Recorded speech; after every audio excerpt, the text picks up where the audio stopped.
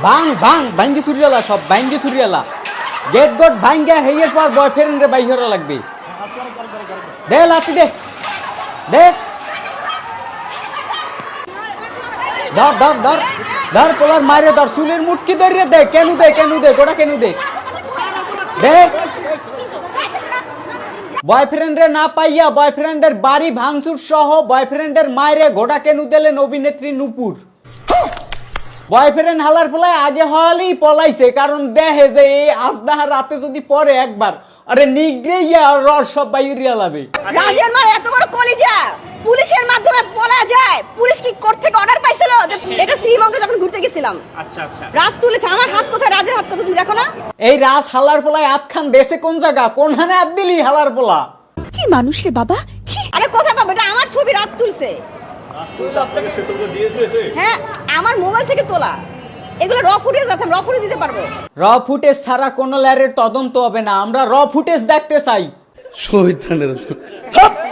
রাজ এখন কোথায় আছে সেটা আমি জানি না। রাজ এবার কোথায় লুকিয়ে রাখছে তার পোলারে? কোন ফুডের মধ্যে আমের পোলারে লুকিয়ে রাখছেন? হলে বাইহরিয়ে দেন, নাইলে চুল এক গাছও থাকবে না, কইয়ে দিলাম। উপরে আল্লাহ নিচে জমিন, কথা সত্য। আমি রাজকে বলছি, রাজ 10-12 দিনে আমরা কখনো ফিজিওলজিতে যেতে পারি না, আমার একটা সময় দাও। ও আমার কথা শুনে নাই। এবং আমি কেন কাজ করছি জানো? রাজকে যেন আমি না হারাই। রাজের কথা যদি আমি না শুনি, রাজ যদি চলে যায়, এই ভয়ে আমি রাজের সাথে ফিজিক্যাল রিলেশন করছি। জীবনে হল্লামটা কি এই রকমের একটা গার্লফ্রেন্ড পাইলাম না যে আমারে ভয় পাবে, আমারে হারাইনের ভয় আমার লাগে ফিজিক্যাল রিলেশন করবে। এই রকমের একটা গার্লফ্রেন্ড আমি জীবনে জোড়াইতে পারলাম না। বালডা হালাইলাম কার? আমার লাভ লস নেই, আমার লাইফটাই লস। ভাইয়া আমাদের রিলেশন মাত্র 2 মাস। 2 মাসের মাথায় যে এত কিছু আমি জানি না। আমি তো 2 মাসের মাথায় তোর বলছি বিয়ে করো। ভাইয়া আমি 2 মাসের মাথায় বিয়ে করার কথা বলছি, বুঝো নাই? যত তাড়াতাড়ি ফিজিক্যালে গেছি তত তাড়াতাড়ি বিয়ের কথা বলছি আমি। এই হিজড়াটার লাগেও পোলাপানে ফিজিক্যাল রিলেশন করে। একটা বার চিন্তা করো, রুহুল আমিন দুনুইটা কমবে যাইয়ে নেজি আর মতো একটা হিজড়া আরে দেখলে আই বমি। রাজের মা যদি রাজকে লুকায় রেখা বলে পোলা রাজি না, এটা কে বিশ্বাস করবা?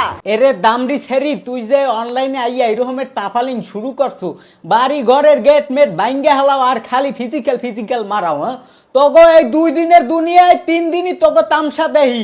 প্রিন্স মামুন, লাইলা, এরপর রিয়ামণি, হিরো আলম, এরপর তোর মতো বেজাত ফেজাত, এই রকমের তামসা দেখতে দেখতেই মগো জীবনটা শেষ হয়ে যাবে। আর জীবনে আর কিছু দেহার বাহি নাই, তোগো এই তামসাই দেখমু। 2 দিনের দুনিয়ায় 3 দিনই দেহি তোগো এইসব তামসা।